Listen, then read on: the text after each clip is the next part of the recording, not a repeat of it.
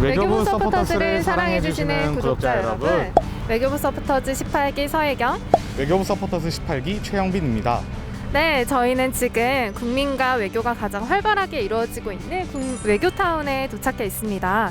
오늘 강연이 있다고 해서 저희가 이렇게 달려왔는데요. 오늘 강연의 주제에 대해서 말씀해 주시겠습니까? 네, 오늘 강연의 주제는 기후변화에 대응하는 우리의 자세입니다. 5월에 예정되어 있는 2021 P4G 정상회의와도 연관된 주제라서 매우 의미가 깊은데요. 자세한 사항은 검색창에 P4G 정상회의 토파보기를 검색하시면 모파랑 기사가 나오니 함께 참고해 주시면 좋을 것 같습니다. 네, 영빈님 기사까지 추천해 주시다니 정말 외교부 서포터즈다운 설명이었던 것 같습니다. 저희 그러면 다 같이 강연 현장으로 다 같이 함께 가보실까요?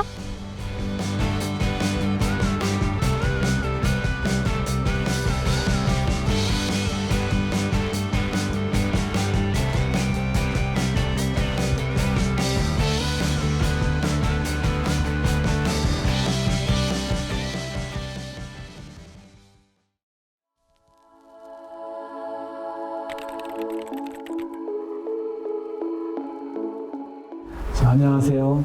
외교부 기후변화대사 유연철입니다.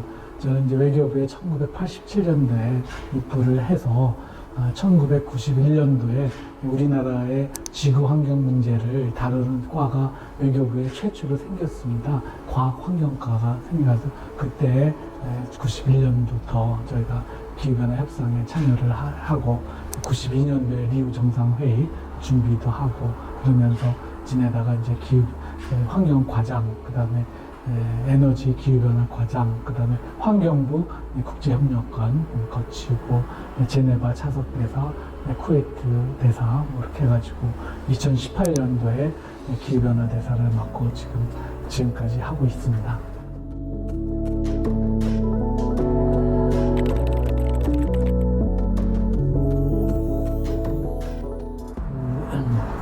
90년대 초는 지구 환경 문제를 논의하는 가장 핫한 시기였어요.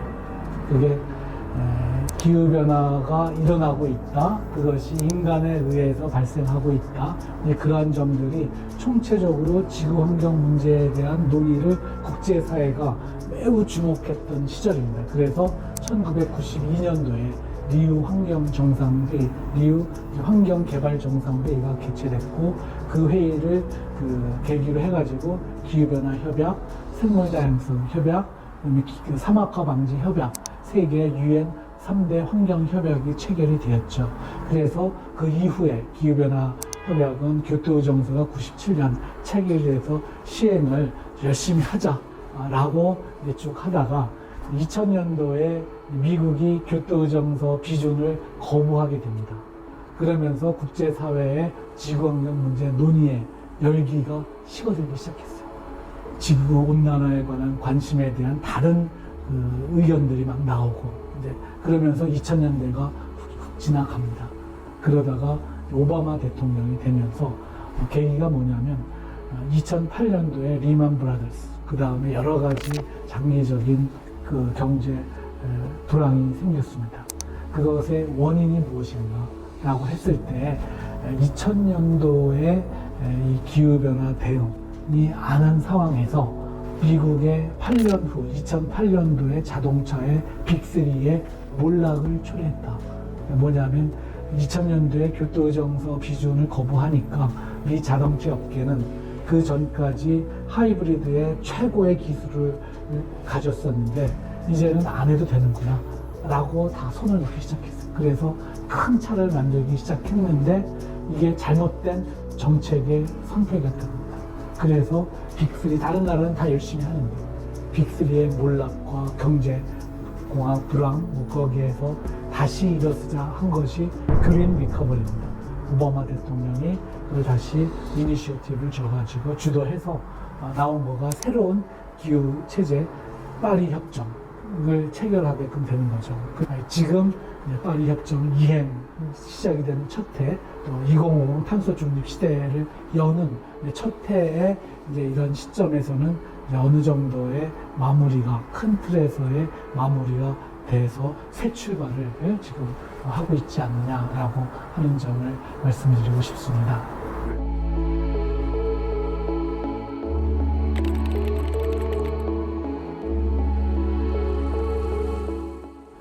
지금까지 이제 기후 환경 그 논의의 중요한 주체는 정부였습니다.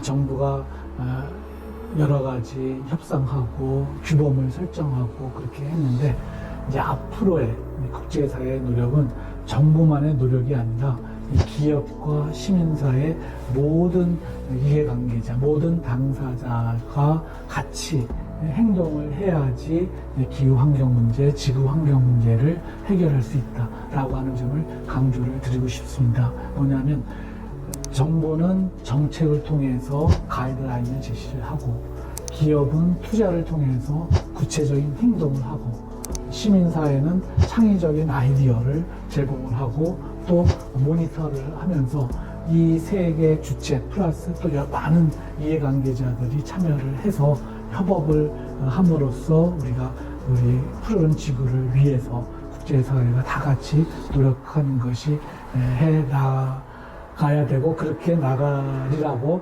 저희가 전망을 합니다. 그래서 우리가 정부 주도의 유엔 체제를 또 보완을 하고 그런 점에서 우리가 다 같이 더 늦기 전에 지구를 위한 행동을 하면 좋겠다는 생각이 듭니다.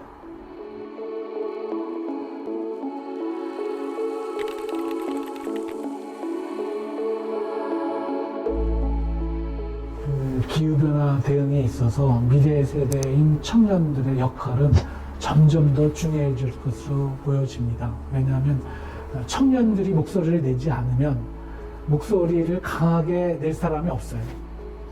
근데 기후변화 대응은 해야 되겠고 그런 점에서 미래 세대인 청년들의 목소리는 더 강화시킬 필요가 있다. 그러면 어떤 목소리를 내야 되느냐? 라고 하는 것은 아까 그린 대세론이라고 말씀을 드렸어요. 그래서 이제 그린에 관련된 예를 들면 녹색 제품을 만들어라. 녹색 제품을 우리는 구매하겠다. 그리고 청년들의 일자리인 기업이 녹색 기업으로 들어가겠다. 좋은 인재들이 녹색 기업으로 들어가면 기업들이 변모를 합니다. 그런 측면에서 미래 세대인 청년들은 녹색 생활을 자그마한 거라도 계속 실천을 하고 있다라고 하는 목소리를 내는 게 중요합니다.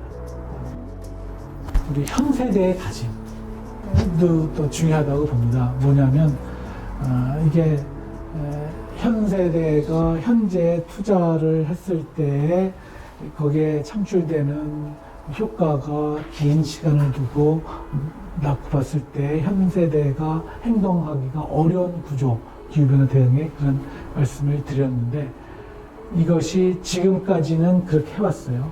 그런데 지금의 지구의 상황을 보면 이제는 더 이상 미룰 수 없는 그런 상황이 됐어요. 그래서 기후변화 시대가 아니라 기후위기 시대. 그러면은 기후 대응의 절박성이 필요합니다. 기후변화에 대한 책임성도 있지만 기후변화에 대한 절박성을 가지고 행동을 해야 한다고 보았을 때 지금의 현 세대는 기후변화 대응을 할 수 있는 마지막 세대다.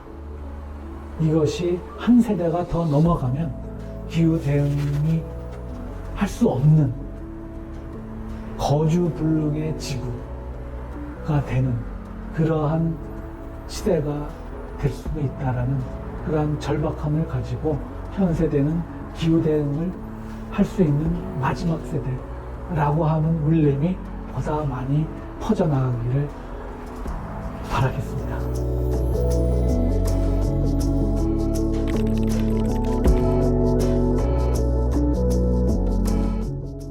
이 P4G 이제 서울 정상회의는 우리나라에서 개최되는 최초의 환경 정상회의입니다.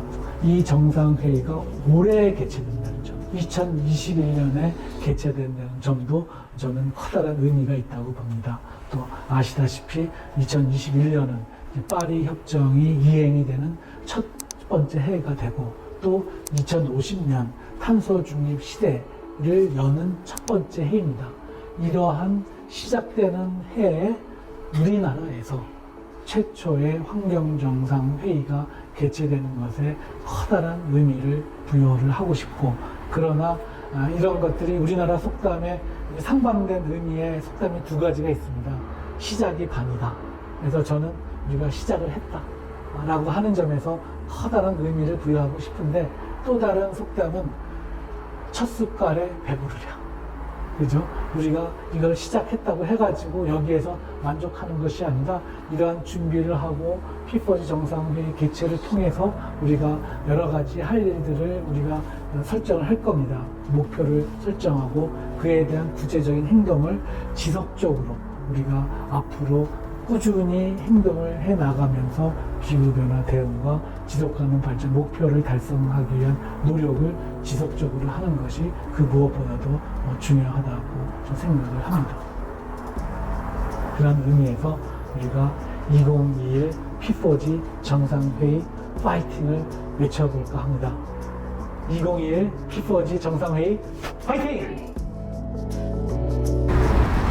네, 이렇게 국민외교 아카데미 특별 강연이 모두 끝났습니다. 예경님, 오늘 이렇게 뜻깊은 강연을 듣게 되었는데 소감 한 말씀 부탁드릴게요. 네, 오늘 강연은 정말 저희에게 유익했던 강연이라 생각합니다. 현재 코로나 바이러스로 많은 세계가 고통을 받고 있는데 이런 것 또한 저희한테는 기회라고 생각하고 막중한 책임감을 가지게 되었습니다. 저희 모두 한 국가의 시민으로서 또 더 나아가서는 세계의 시민으로서 미래 세대에 기여하는 사람이 되고 싶습니다. 감사합니다. 네, 정말 좋은 소감 감사드립니다. 저도 비슷한 의견인 것 같아서 정말 더욱 뜻깊었던 것 같습니다. 네, 그러면 예경님 인사 이제 드리도록 하겠습니다. 지금까지 외교부 서포터스 18기 최영빈 서혜경이었습니다. 감사합니다.